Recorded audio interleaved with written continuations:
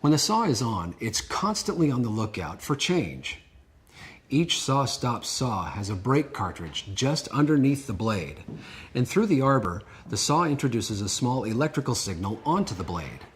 When the woodworker touches the blade, their body absorbs that electrical signal. A digital signal processor in the brake cartridge detects the change and triggers the release of a heavy-duty spring, forcing an aluminum brake into the spinning blade.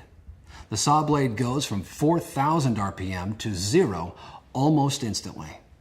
The blade's momentum forces it to retract below the table, and the motor is automatically shut off.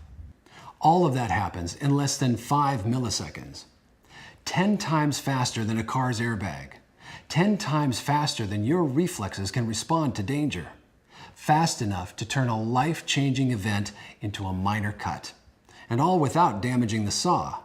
After activation, it's a new cartridge, a new blade, and 5 minutes. And you're back in business.